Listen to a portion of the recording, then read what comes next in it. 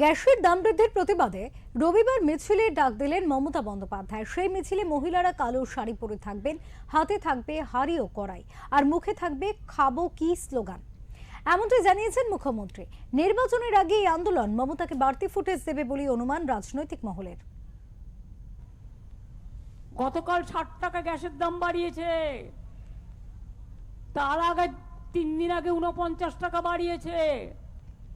বড় সিলিন্ডারের দাম ২১০০ টাকা হয়ে গেছে, আর ছোট সিলিন্ডার তাও আবার ১০০০ টাকা হয়ে গেছে, যেটাতে কিছু নাই বললে চলে, হাপও নাই। আর কি বলছে, ২১ দিন আগে থেকে আপনাকে বুক করতে হবে।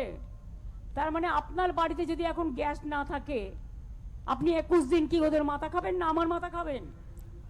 কার মাথা খেয়ে থাকবেন? রান্না করবেন কোথায়? এগুলো আগে ভাবা উচিত ছিল না কমরেডদের? ওদের আমি এখন কমরেড বলি, কমরেড বেনামি। কমরেড আগে বোঝা উচিত ছিল না। কমরেড শব্দটাকে আমি শ্রদ্ধা করি, বাট বেনামি কমরেডদের নয়। তাদের জিজ্ঞেস করি, আগে কি করছিলেন? ঘুমোচ্ছিলেন না উপহার নিয়ে বেড়াচ্ছিলেন? গলায় মালা পরে বেড়াচ্ছিলেন দেশকে বেচে দিয়ে? রাতকে মনে পড়ল যার ঘরে গ্যাস নেই তাকে ২১ দিন অপেক্ষা করতে হবে। রান্নাটা তাহলে আপনি করে দিয়ে যাবেন, হোম ডেলিভারি আপনি করে দিয়ে যাবেন। কেরোসিনও তো নেই যে স্টোভ জ্বালাবে। কেরোসিনও তো কোটা কমিয়ে দিয়েছেন, বন্ধ করে দিয়েছেন প্রায়। তো লোকে খাবেটা কি? মাথা চিবোবে? কার মাথা চিবোবে? আপনাদের না আমাদের?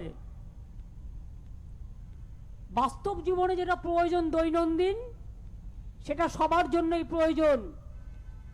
জিনিসপত্রের দাম বাড়াচ্ছেন ইচ্ছে করে।